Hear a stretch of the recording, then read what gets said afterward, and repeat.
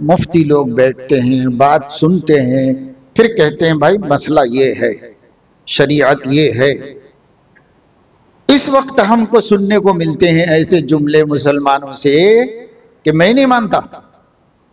وہ کیوں نہیں مانتا؟ تو آیا تھا نا قرآن حدیث میں، کیا ہے پوچھنے کے لیے؟ اب تیری مرضی کے خلاف ہو گیا تو میں نہیں مانتا، اور نہیں مانتا تو مسلمان کیسے ہوگا؟ تو اس کی کوئی پرواہ نہیں۔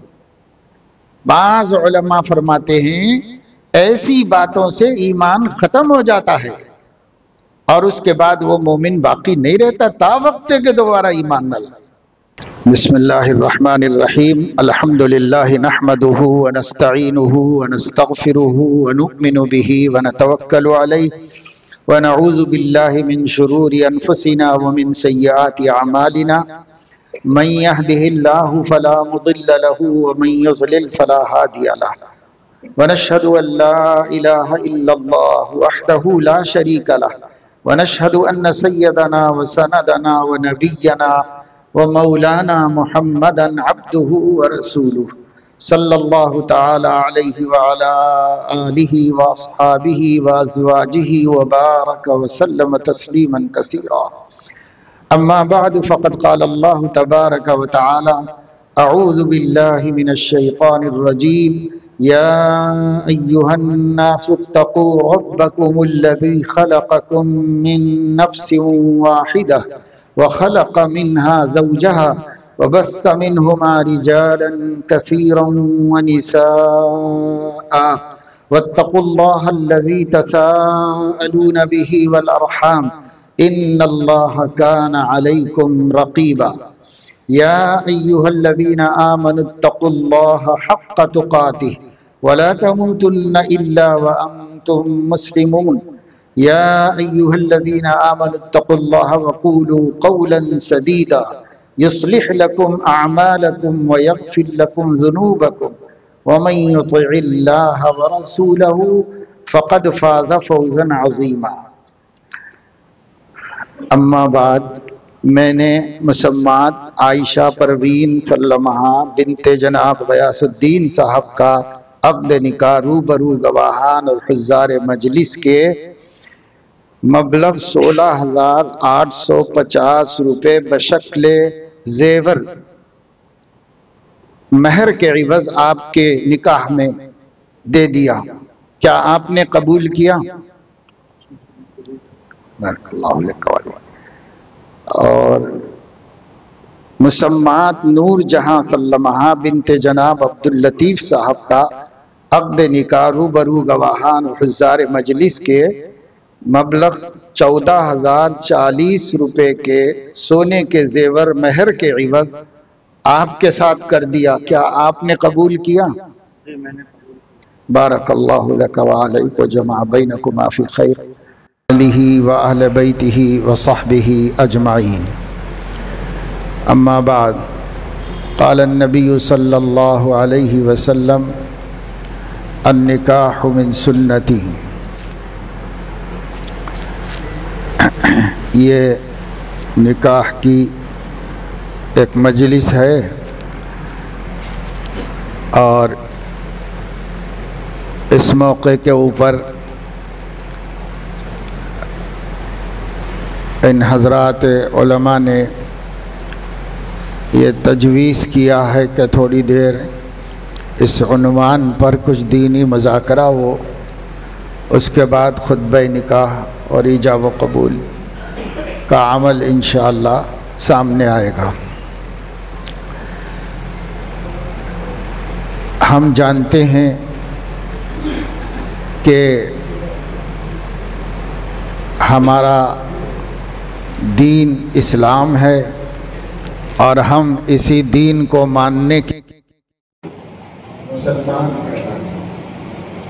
مسلمان اسی شخص کو کہا جاتا ہے جس نے اسلام کو اپنا دین بنایا کہ میرا دین، میرا عقیدہ یہ اسلام ہے، میں اسلام پر جینا مرنا چاہتا ہوں۔ جو شخص ایسا اپنے حق میں کر لیا ہے کہ اس کا دین اسلام ہے، اور وہ اسلام پر جینا مرنا چاہتا ہے، اس کو مسلمان کہا جاتا ہے۔ ہم عام طور سے ایسے سوچتے ہیں کہ ملک میں کوئی ہندو ہے، کوئی مسلمان ہے، کوئی سکھ ہے، کوئی عیسائی ہے، کوئی جین ہے، کوئی بدھسٹ ہے، جیسے اور لوگ ہیں ایسے ہم بھی ایک مسلمان ہیں۔ لیکن اتنا سطحی طور پر جاننا ہماری کامیابی کے لیے کافی نہیں، بلکہ ٹھیک ہے اتنا تو معلوم ہے کہ بہت سے مذہب کے ماننے والے اس ملک میں رہتے ہیں اور ہم لوگ اسلام کے ماننے والے ہیں، پر اسلام کیا ہے یہ بھی تو جاننا ضروری ہے۔ اسلام معلوم نہ ہو تو ہم مسلمان کیسے ہو جائیں؟ اس لیے ہر مسلمان کو اسلام کے بارے میں بنیادی معلومات رکھنا ضروری ہے۔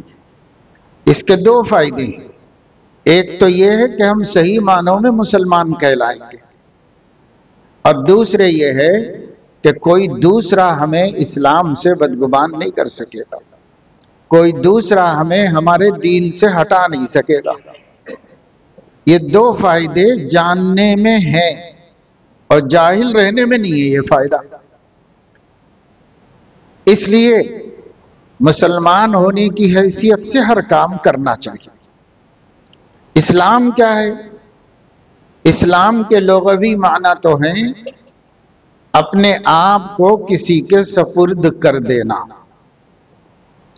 سرنڈر ہو جانا، جیسے ہم نے اپنے نبی کے حوالے کر دیا کہ بس اب ہمارا اپنا کچھ نہیں ہے، آپ جو کہیں گے وہ کریں گے، آپ کے حکم کے پابند ہیں، آپ کے تابع ہو گئے ہم۔ اس کو کہتے اسلام، کسی کے حوالے ہو جانا، کسی کی مرضی کے تابع ہو جانا، اپنی مرضی کی قربانی دے کر۔ ہماری مرضی نہیں چلے گی، آپ کی چلے گی۔ ایسا کون ہے؟ ایسے ہمارے آقا حضرت محمد صلی اللہ علیہ وسلم، جن کے سامنے گویا ہم یہ کہتے ہیں آپ جو دین لے کے آئے ہیں اور آپ ہمیں جیسا بنانا چاہ رہے ہیں بنائیے، ہمارا کوئی خیال نہیں ہے، ہماری کوئی مرضی نہیں ہے، آپ جو کہیں وہی ہے بس۔ ایسے خود سپرد ہو جانے کو اسلام لانا کہتے ہیں، مسلمان ہونا کہتے ہیں۔ لیکن ہم لوگ ایسا نہیں کرتے، ہم لوگ کہتے ہیں کہ ہاں قرآن اللہ کی کتاب ہے، بے شک حضرت محمد صلی اللہ علیہ وسلم اللہ کے رسول ہیں، ہم ان کو سچا مانتے ہیں، لیکن جیسے زندگی گزارنا ہے تو ہم بس جیسے ہمارا جی چاہے گا ایسے گزارنا، اپنی خواہش سے۔ یا کچھ لوگ ہیں جو اپنے طرز عمل سے یوں کہہ رہے ہیں نماز تو نبی کے کہنے کے مطابق پڑھیں گے، روزہ نبی کے کہنے کے مطابق رکھیں گے، حج نبی کے کہنے کے مطابق کریں گے، لیکن کاروبار اپنی مرضی کے مطابق کریں گے، شادی بیاہ اپنی مرضی کے مطابق کریں گے، سماج کیسا کرتا ہے ایسے کریں گے، خاندان کیا کہتا ہے اس پہ چلیں گے، بچے کی کیا خواہش ہے، بچی کی کیا خواہش ہے، دادا کیا بول رہے ہیں، نانا کیا بول رہے ہیں، نانی کیا چاہ رہی ہیں، خالہ کیا چاہ رہی ہیں، ہم اس کو دیکھیں گے، ہم اس کو نہیں دیکھیں گے کہ نبی کیا چاہ رہا ہے۔ اب شادی میں نبی کیوں؟ وہ ہماری خوشی ہے۔ کاروبار میں نبی کیوں؟ زمانہ جیسا کر رہا ہے ویسے ہم کریں گے۔ ہر جگہ دین کیوں بھائی؟ ہر جگہ دین دین، ہر جگہ کیوں؟ نماز میں دین، مسجد میں دین، ٹھیک ہے ہم مانتے، مکے میں دین، حج میں دین، ٹھیک ہے، رمضان میں دین مانتے ہیں، لیکن ہماری اپنی زندگی میں دین کیوں؟ ہم عملاً اپنی عبادت سے ہٹ کر دین کو ماننے سے انکار کرتے ہیں۔ زبان سے بے شک نہیں کرتے ہیں، لیکن عمل میں تو کرتے ہی انکار۔ اندر سے غصہ آتا ہے، یہاں کیوں دین، یہاں کیوں سنت، یہاں کیوں سنت، شادی میں کیا سنت، اندر سے غصہ آتا رہتا ہے۔ اور اندر سے دین سے دوری پیدا ہوتی ہے۔ یہ کتنا بڑا نقصان ہے ہمارا۔ ادھورا مومن بننے سے کیا فائدہ ہے؟ افتؤمنون ببعض الکتاب وتکفرون ببعض، کیا تم اللہ کی بعض باتوں کو مانو گے، بعض باتوں کو نہیں مانو گے؟ ساری باتیں مانو بھائی۔ اگر ادھورا دین جان بوجھ کے اختیار کرو گے تو اس کی دو سزائیں ہیں، دنیا میں ذلت اور آخرت میں اشد العذاب۔ یہ دو سزائیں ہیں۔ اگر ہم جان بوجھ کے اللہ کی دین کی بعض باتیں لیں گے، بعض باتوں کا انکار کریں گے، تو انکار زبان سے تو خیر مسلمان نہیں کرتے، مگر اس دور میں بہت سے مسلمان زبان سے بھی انکار کر رہے ہیں۔ کتنے مسلمان ہیں جو اسلامی احکام بتانے پر یہ کہہ دیتے ہیں کہ میں نہیں مانتا۔ اچھا تو نہیں مانتا تو تیرا ایمان کیا ہے بھائی؟ اللہ کا حکم بتایا جا رہا ہے اور صاف کہہ رہا ہے کہ میں نہیں مانتا۔ ایسے کئی دفعے دارالقضاؤں میں جہاں مسلمانوں کے مسئلے آتے ہیں ان کو بٹھا کے سمجھایا جاتا ہے، مفتی لوگ بیٹھتے ہیں، بات سنتے ہیں، پھر کہتے ہیں بھائی مسئلہ یہ ہے، شریعت یہ ہے۔ اس وقت ہم کو سننے کو ملتے ہیں ایسے جملے مسلمانوں سے کہ میں نہیں مانتا۔ وہ کیوں نہیں مانتا؟ تو آیا تھا نا قرآن حدیث میں، کیا ہے پوچھنے کے لیے؟ اب تیری مرضی کے خلاف ہو گیا تو میں نہیں مانتا، اور نہیں مانتا تو مسلمان کیسے ہوگا؟ تو اس کی کوئی پرواہ نہیں۔ بعض علماء فرماتے ہیں ایسی باتوں سے ایمان ختم ہو جاتا ہے اور اس کے بعد وہ مومن باقی نہیں رہتا، تا وقت کے دوبارہ ایمان نہ لائے مومن باقی نہیں رہتا۔ مگر بولتے ہیں بہت سے لوگ مارکیٹوں میں بیٹھ کے، بازاروں میں بس بول کے بھول جاتے ہیں، اور ٹھیک ہے غصے میں بولا ہوگا، لیکن کیا خوشی سے بولنے سے وہ کافر ہوگا؟ غصے میں بولنے سے کافر نہیں ہوگا۔ غصے میں طلاق دینے سے طلاق نہیں ہو جاتی۔ غصے میں کفر کے کلمات سے کفر ہوتا ہے۔ گولی چل گئی، میرا ارادہ نہیں تھا تجھے مارنے کا، تو تیرا ارادہ نہیں ہوگا، مگر مر تو گیا وہ، تو ارادہ نہیں ہونے سے کیا ہوتا ہے؟ تو ہم دین کے معاملے میں بہت موقعوں پر بڑی غلطی کرتے ہیں، بہت ڈرنا چاہیے۔ دیکھیے ایک ہے آدمی کا عمل نہ کرنا، اور ایک ہے آدمی کا اعمال کو، دین کے احکام کو جھٹلانا، تحقیر کرنا یا نہ ماننا، اس میں بہت فرق ہے۔ ہاں کوئی آدمی یوں کہے کہ بھائی بات تو صحیح ہے، یہی حکم ہے اللہ رسول کا، مجھے ماننا چاہیے، مگر مجھے ہمت نہیں ہے، اللہ مجھے معاف کرے، میں غلط کر رہا ہوں، میں صحیح نہیں کر رہا ہوں، اس ندامت کے ساتھ کوئی بد عملی کر رہا ہے، پھر بھی وہ غنیمت ہے فخر کے ساتھ اللہ کے دین کو جھٹلانے والوں کے مقابلے۔ اس لیے خاص طور سے دو موقع ایسے ہوتے ہیں جہاں آدمی نہیں چاہتا کہ کوئی اس کو حکم بتائے، کوئی اس کو دین بتائے، یہ نہیں چاہتا، اور وہ دونوں جذباتی موقع ہیں۔ ایک موت مٹی کا موقع ہے، کسی کا انتقال ہو گیا، بس سارے رسم و رواج کرنا ہے، کوئی نہ بولے، ہم کوئی نہ بولے، جو بولے وہ برا ہے، ہم جو کرنا چاہ رہے ہیں خاندان زمانہ رسم جو بھی ہے وہی کریں گے، سنت مت بتاؤ ہم کو، سنت کیا ہے، جتنی خرافات ہیں سب کریں گے، ہم کو کوئی نہ روکے۔ ایک خوشی کا موقع یعنی شادی کا موقع، اس موقع پر بھی ہم دین بتانے والے کو بہت برا سمجھتے ہیں، بظاہر یوں کہتے ہیں ناصحہ مت کر نصیحت، جی مرا گھبرائے ہے، میں اسے سمجھوں ہوں دشمن جو مجھے سمجھائے ہے۔ نہیں سمجھاؤ بھائی، نہیں بولو ہم کو، ہماری خوشی ہے، ہماری شادی ہے، ہم کچھ بھی کریں، ہر رسم کرو، ہر رواج کرو، ہر دین کی مخالفت کرو، کبھی خالہ کے نام سے کرو، کبھی نانی کے نام سے کرو، کبھی ابا کے نام سے کرو، کبھی بچے کے نام سے کرو، اور کبھی کہتے ہیں نہیں ہم تو نہیں چاہ رہے تھے، بچے کے دوست کر رہے ہیں، ہم تو نہیں چاہ رہے تھے، سامنے والے کر رہے ہیں۔ وہ کہہ رہے ہیں کہ مرد کہہ رہے ہیں کہ عورتیں کی وجہ سے کرنا پڑ رہا ہے، عورتیں کہہ رہے ہیں کہ مردوں کی وجہ سے کرنا پڑ رہا ہے۔ سب ایک دوسرے کے سر پہ ڈال کر اپنی خوشی کو مسنون بنانے کے بجائے اپنی خوشی کو اللہ کے غصے اور اللہ کی ناراضگی کا سبب بنا لیتے ہیں۔ سب خوش ہیں، اللہ ناراض ہے تو کیا فائدہ؟ سارے مہمان خوش ہیں اور نبی ناراض ہیں تو کیا فائدہ؟ ارے دنیا خفا ہو جاتی، نبی خوش ہو جاتے تو کام بن جاتا۔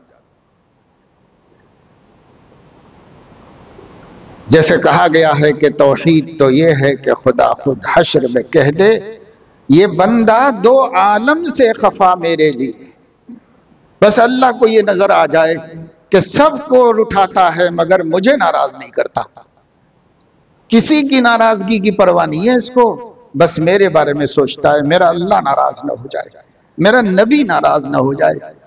اس کو کہتے سچا پکا مسلمان، یہ سچے پکے مسلمان۔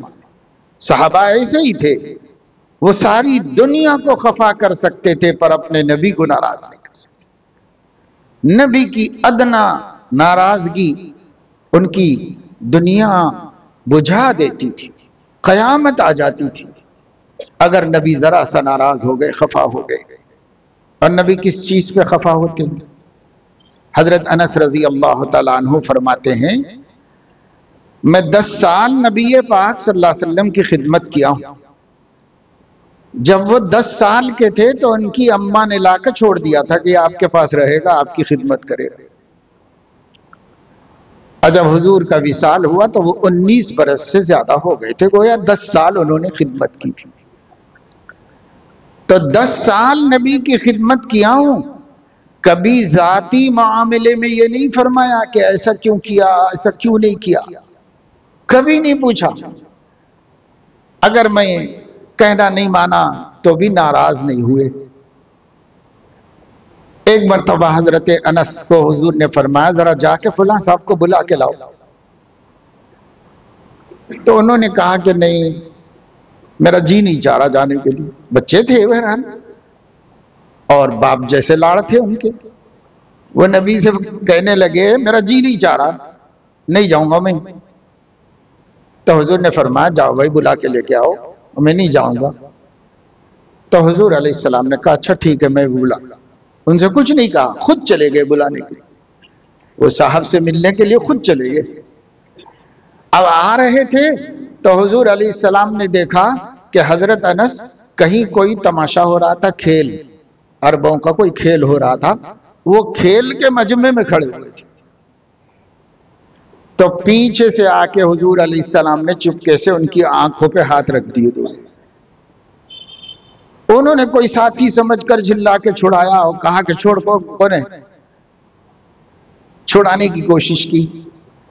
خیر پھر آپ نے ہاتھ ہٹا لیے تو انہوں نے دیکھا اللہ کے تو اللہ کے نبی تو نبی، شرمندہ ہوئے۔ حضور نے فرمایا بھائی تم نے تو کہا تھا کہ میں کہیں نہیں جانا چاہ رہا ہوں، پھر یہاں کیوں آ گئے؟ تو کہنے لگے کہ آپ ہی نے تو کہا تھا کہ فلاں صاحب کو بلا کر لاؤ، تو بلانے جا رہا تھا میں۔ تم نے تو منع کیا تھا، کہا نہیں بول تو دیا تھا مگر جا رہا تھا بلانے۔ ان سب باتوں پر نبی کوئی گرفت نہیں کرتے، محبت سے پیش آئے، تھوڑا سا مذاق کر لیا، تھوڑی سی ہمت افزائی کر لی، خفا نہیں ہوئے کہ میرا کہنا کیوں نہیں مانا۔ لیکن حضرت انس ہی فرماتے ہیں دین کے معاملے میں معمولی غلطیوں پر خفا ہو جاتے، ناراض ہو جاتے، پکڑ کرتے، اپنی خدمت کی کوتاہی پہ کبھی کچھ نہیں فرماتے تھے، لیکن اللہ کے دین میں کوئی کسی کی رعایت نہیں فرماتے تھے۔ ہم لوگوں کا الٹا ہو گیا ہے، اللہ کا دین تو چاہے جتنا مٹا لو بھائی کوئی غم نہیں، اب میری بات کے خلاف نہیں کرنا چاہیے، میں جو بولوں وہ ہونا چاہیے، میری نافرمانی مت کرو، چاہے اللہ کی کرو چاہے نبی کی کرو، پر میری مت کرو۔ ایسا مزاج ہم لوگوں کا بن گیا ہے۔ میرے دوستو عزیزو، یہ بڑی بے دینی کی بات ہے۔ ہمیں اپنا دین درست کرنا چاہیے۔ دین کیا ہے؟ ہر مسلمان کی دل کی آرزو یہ ہو کہ وہ اس کے نبی کا جی خوش کر دے، اس کا نبی اس سے کبھی ناراض ہو۔ ہر مسلمان کی تمنا یہ ہو کہ میرا اللہ مجھ سے راضی ہو جائے، میں جو کام کروں دیکھ کے اللہ پاک خوش ہو جائے۔ اس کو کہتے ہیں اسلام، اس کو کہتے ہیں مسلمانیت، اس کو کہتے ہیں امت بنا۔ حضرت مولانا یوسف صاحب کاندھلوی رحمت اللہ علیہ فرمایا کرتے تھے، آج امت تو ہے لیکن امت میں سے امت پن نکل گیا ہے۔ امت پنا نہیں ہے، امت ہے خالی۔ امت پنا کیا ہے؟ وہ جو اذن دیں تو قیام ہے، وہ جو اذن دیں تو قعود ہے، بنا ان کی مرضی پاک کے نہ قیام ہے نہ قعود ہے۔ کچھ بھی ہم نہیں کرتے ہمارے نبی کی چاہت کے خلاف، یہ امت پن ہے، اس کو امتی کہتے ہیں۔ مسجد میں حضور علیہ السلام خطبہ دے رہے تھے، کوئی آدمی اٹھ کے جا رہا تھا تو اس سے فرما اجلس، بیٹھ جاؤ جی، اس کو بٹھا دیا کہ مت جاؤ، یہ جانے کا وقت نہیں، بیٹھ جاؤ، اجلس، بیٹھ جاؤ۔ یہ ایک بڑے درجے کے صحابی کو باہر مسجد کے سنائی دیا، آواز تو جاتی ہی دور تک، کچی مسجد تھی، باہر سنائی دیا، اور اجل صحابہ میں سے تھے، السابقون الاولون میں سے تھے۔ وہیں بیٹھ گئے سڑک پہ، وہیں جہاں سنا وہیں بیٹھ گئے۔ کسی نے کہا حضرت آپ یہاں بیٹھیں گے؟ کہا ہاں حضور نے بیٹھنے کے لیے کہا تو بیٹھ گیا۔ ارے آپ سے نہیں کہا، وہ اندر کوئی اٹھ رہا تھا تو اس سے کہا، آپ سے تھوڑی کہا۔ اب مجھے کیا پتا کس سے کہا، مگر سنا تو صحیح کہ میرے محبوب نے کہا بیٹھو، سنا، کانوں نے سنا نا، تب پھر دیر کیسے ہوتی، فوراً بیٹھ گیا۔ کس سے کہا، اس سے کیا مطلب، کہا تو صحیح نبی نے، ایسے ہوئے نہیں۔ یہ تھے صحابہ کرام کی اطاعت و فرما برداری۔ کل امتی يدخلون الجنت الا من ابا، میری پوری امت جنت میں داخل ہوگی سوائے انکار کرنے والوں کی۔ قیل ومن ابا یا رسول اللہ، پوچھا گیا کہ کون انکار کرتا ہے، کس کے بارے میں کہہ رہے ہیں آپ؟ فرمایا من اطاعنی دخل الجنہ ومن عصانی فقد ابا، جس نے میری اطاعت کی وہ جنت میں جائے گا، اور جس نے میری نافرمانی کی وہی منکر کہلائے گا۔ تو معصیت تو ہم کر رہے ہیں، نافرمانیاں تو کر رہے ہیں، اللہ بچائے۔ قانون کے اعتبار سے، فتوے کے اعتبار سے، فیصلے کے اعتبار سے ہمیں کافر نہیں کہا جاتا، ہم مسلمان ہی ہیں، ہمیں مسلمان ہی کہا جائے گا، اور انشاءاللہ ہم مسلمان ہی شمار ہوں گے۔ لیکن اس کو اسلام نہیں کہتے، اس کو مسلمانی نہیں کہتے، جیسی ہم زندگی گزار رہے ہیں۔ یہ سب کلمہ ہے، اقرار ہے، بس آگے اعمال کیا ہے بھائی؟ تو اس لیے دوستو، ہر موقع پر غمی کا ہو یا خوشی کا، معاملات کی بات ہو یا معاشرت کی، ہمیں یہ دیکھنا ہے کہ ہمارے نبی کیا فرماتے ہیں، ہمارے نبی کی منشا کیا ہے، ان کی تعلیم کیا ہے، ان کا حکم کیا ہے، اس پر عمل کر کے خوش، اور اس کو نہیں کر سکے تو بس غمگین ہو جائے۔ اگر کسی وجہ سے کبھی عمل نہیں کر سکے، ٹھیک ہے، نہیں کر سکا، بندہ ہے، مگر غمگین تو ہو جائے کہ اب میں نے نافرمانی کی، میں نے نبی کو ستایا، میں سے نبی کو تکلیف پہنچ گئی، مجھے نبی کو تکلیف۔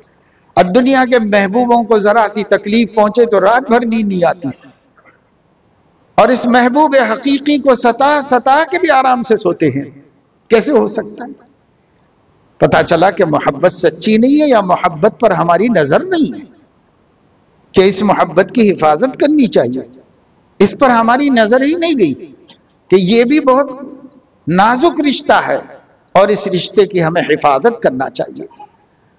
اس لیے ہمیں اس کی طرف خاص توجہ دیں۔ آج کل میرے دوستو عزیزو، ہم دیکھ رہے ہیں کہ اچھے خاصے نمازی، حاجی، داعی، لیکن گھر میں شادی ہو رہی ہے تو ساری بدعات و خرافات بھی ساتھ میں ہو رہی ہے۔ یہ رسم وہ رسم وہ رسم، لوگوں نے کیا کیا رسمیں بنا رکھی ہیں، ہمارے نبی کے مقابلے میں بنا رکھی، ہم سب کو چلا رہے ہیں اور سمجھتے ہیں کہ دین جو ہے وہ مسجد میں داخل ہوتے ہی دین ہے۔ اب مسجد سے نکل گئے تو کائے کا دین بھائی؟ محلے میں، بستی میں، گھروں میں، مارکیٹ میں، بازار میں کائے کا دین ہے؟ وہاں دین کا نام و نشان۔ ایسا نہیں ہونا چاہیے۔ مومن وہ ہے جو ہر جگہ اللہ کے دین کو سامنے رکھ کر زندگی گزارتا ہے۔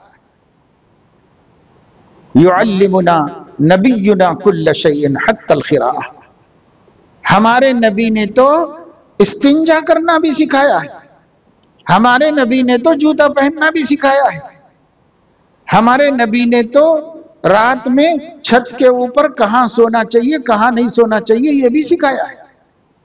کیا کیا نبی نے سکھایا ہے؟ ہر جگہ اپنے نبی کی سکھانے کو لے لو، اور انہوں نے جو سکھایا ہے وہ سراپا خیر ہے، اسی میں بھلائی ہے، اسی میں عزت ہے، اسی میں سربلندی ہے، اسی میں دنیا آخرت کی کامیابی ہے۔ ہمارے نبی کے طریقے میں ہے اور کسی طریقے میں نہیں ہے۔ آج پورا ہندوستان اس بات کی آواز لگا رہا ہے کہ یہ بھارت ہے اور ہر بھارتی کو بھارتیہ کلچر اختیار کرنا چاہیے، ہر بھارتی کو بھارتیہ کلچر اختیار کرنا چاہیے۔ شادی میں، بیاہ میں، کاروبار میں، غمی میں، خوشی میں، رہن سہن میں، کپڑوں میں، وضاقتہ میں بھارتیہ کلچر اختیار کرو۔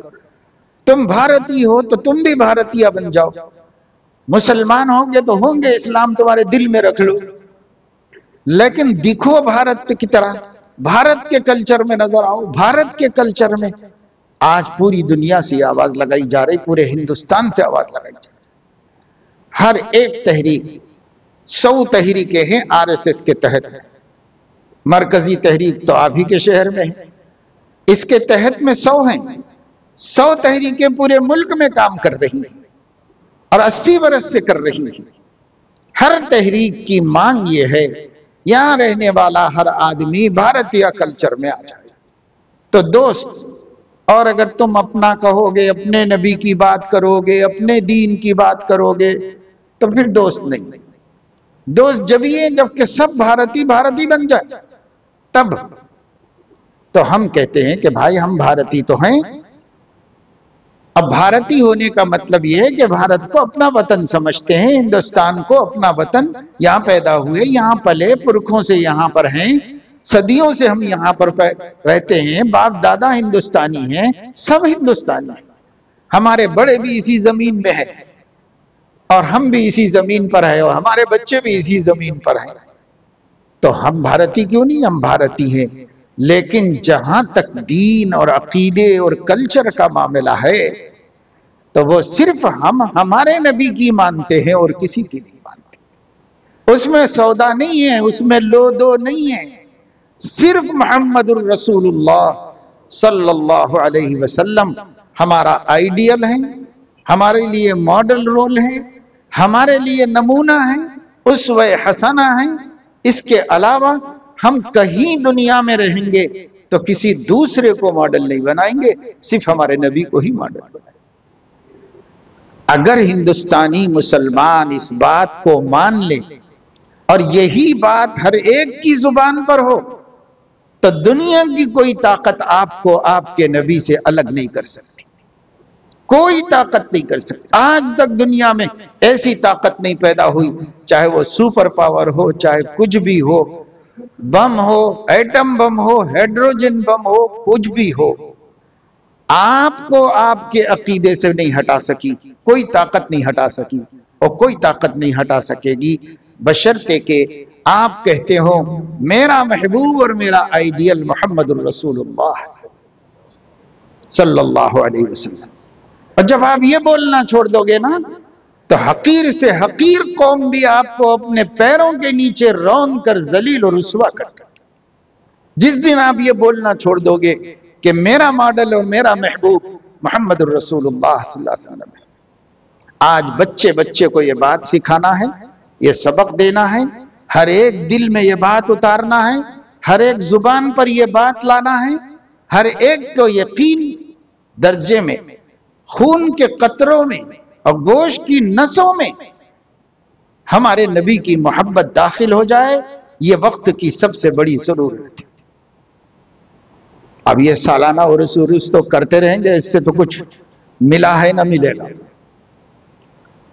سال بھر اپنے نبی کی بات کرو، برس کے 12 مہینے کرو، مہینے کے 30 دن کرو، دن کا ہر گھنٹہ کرو، ہر گھنٹے کا ہر منٹ کرو، تصور سے نبی جدا نہ ہونے پائیں اور زندگی سے نبی باہر ہونے نہ پائیں، تب جا کر کے دنیا کی طاقتیں ہمارے آگے جھک جائیں گی، اور جو آج ہمیں آنکھیں دکھا رہی ہیں وہ آنکھیں بچھائیں گی۔ شرط یہ ہے کہ یہ امت اپنے نبی کی وفادار ہو جائے، بے وفائی ختم کرے۔ ابھی تو بے وفا ہیں، بالکل بے وفا ہیں، اس وقت اپنے نبی کے ہم وفادار نہیں۔ اس لیے اللہ تعالیٰ سے دعا ہے کہ اللہ تعالیٰ ہم سب کو اپنے حبیب حضرت محمد صلی اللہ علیہ وسلم کی ہمارے لیے ایثار، قربانی، آہیں، آنسو، خون یاد رکھنے کی توفیق عطا فرمائے، اور اللہ وفادار نبی کا وفادار امتی بنا دے۔ نبی نے ہم سے وفا میں کوئی کمی نہیں کی، ہم ان سے وفا میں کمی کر رہے ہیں۔ اللہ ہمیں توفیق دے کہ ہم بے وفائی کا رویہ چھوڑ کر اپنے نبی سے وفادارانہ تعلق قائم کرنے کی فکر اور کوشش کریں، اور اس کے لیے کچھ بھی کرنا نہیں ہے، آپ کو پاپڑ بیلنا نہیں ہے، پیسہ کمانا نہیں ہے، اس کے لیے کچھ بھی نہیں کرنا ہے۔ اس کے لیے صرف آپ کو ارادہ کر لینا ہے کہ آج کے بعد میں اپنے نبی کا نافرمان نہیں بنوں، بس ایک مرتبہ۔ جس لمحہ یہ ارادہ کر لیں گے اسی لمحہ آپ کا کام بن گیا، اسی وقت بن گیا آپ کا کام۔ مگر اسی ارادے میں ہم دیر کر رہے ہیں، اسی ارادے میں ہم کمزور ہیں، اسی ارادے میں ہمارا وقت ضائع ہو رہا ہے۔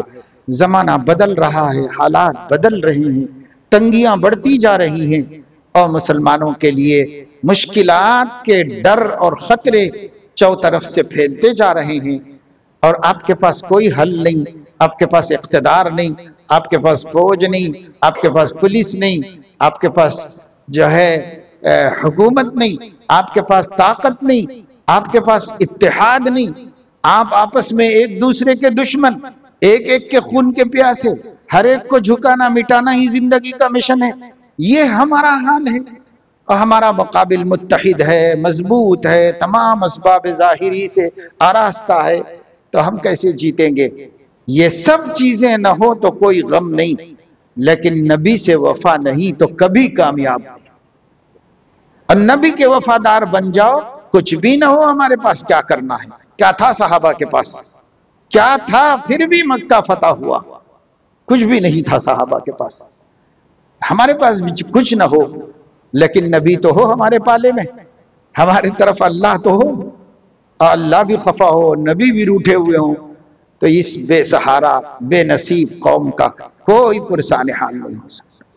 اس لیے اللہ ہم سب کو اس کی توفیق دے، بالخصوص شادی بیاہ میں سنتوں کی ہر ممکن پابندی کی توفیق دے، سادگی کے ساتھ نکاحوں کے مسئلوں کو حل کرتے رہنے کی توفیق دے، تاکہ ایک کو دیکھ کر دوسرے کو ہمت ہو، دوسرے کو دیکھ کر تیسرے کو ہمت ہو۔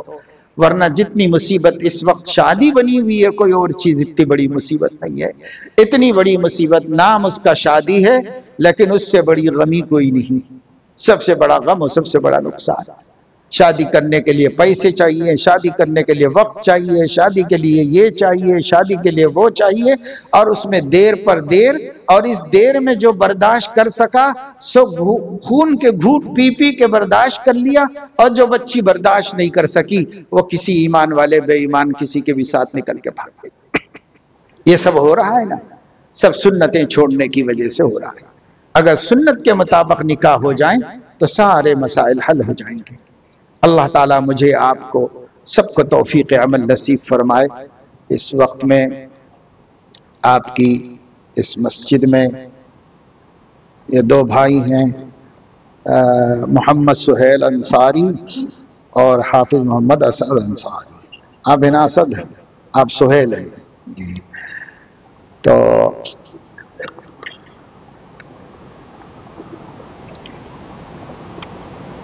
غیاث الدین صاحب ہے یہاں پر موجود، ادھر آ جائیے، اور عبداللطیف صاحب بھی ادھر آ جائیے، آپ بھی ادھر آ جائیے عبداللطیف صاحب،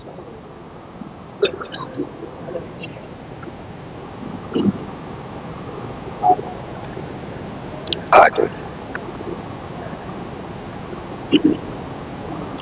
بس 2-4 منٹ میں ہو جائے گا ایجاب و قبول، دعا ہو جائے گی۔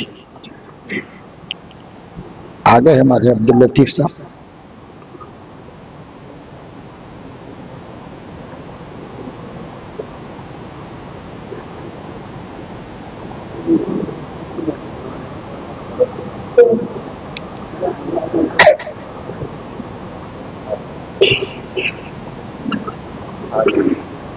آ گئے؟ اچھا ٹھیک ہے،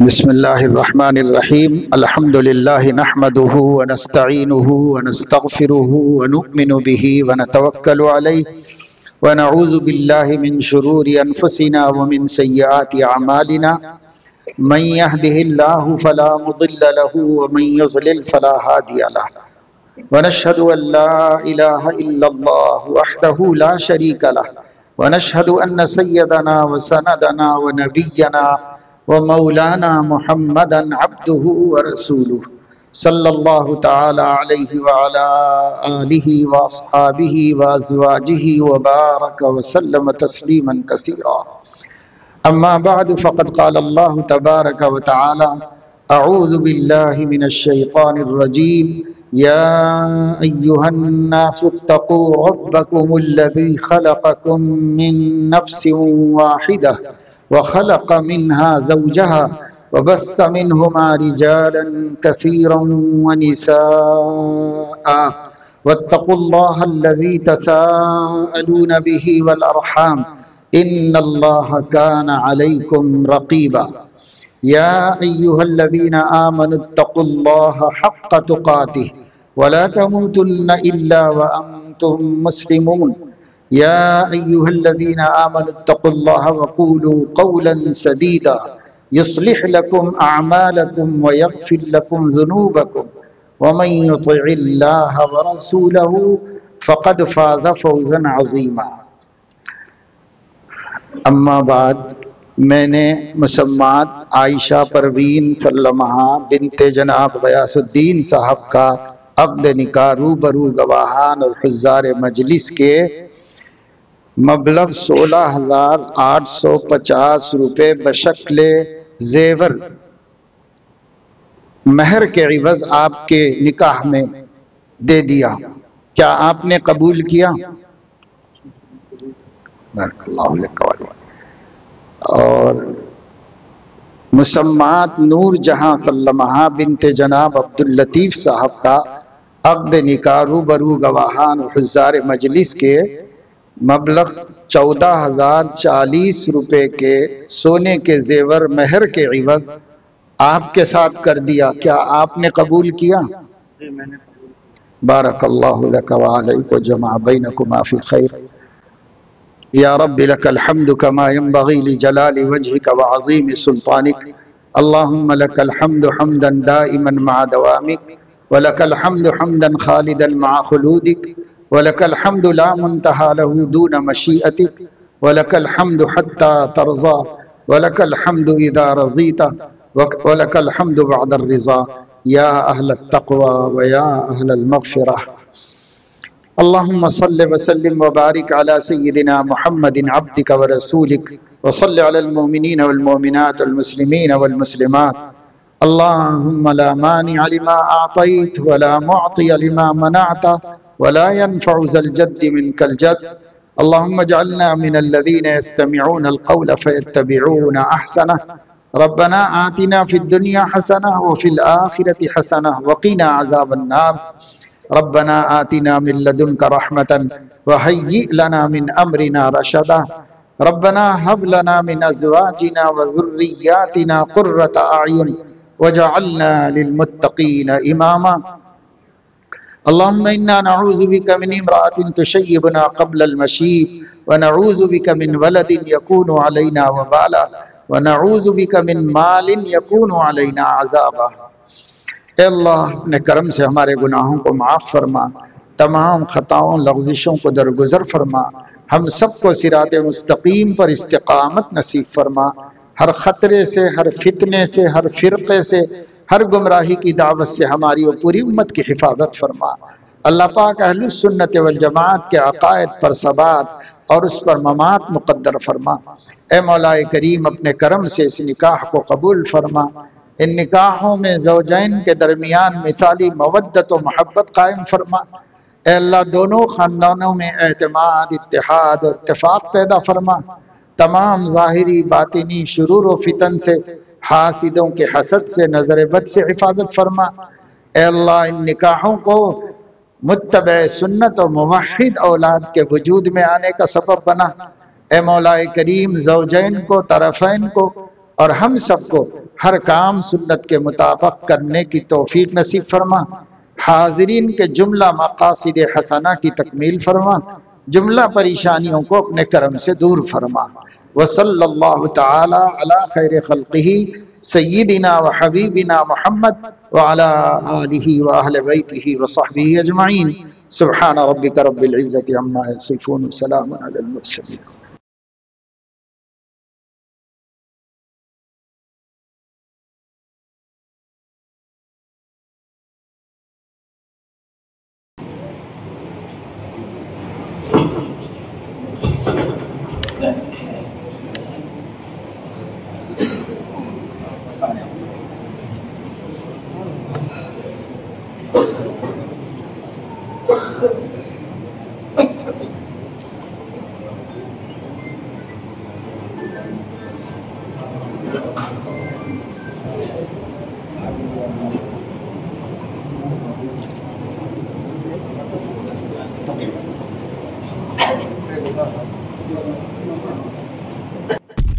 झूठ और फरेब के राज में सच बोलना इंसानियत की मिराज है। सच की आवाज उर्दू मीडिया नागपुर।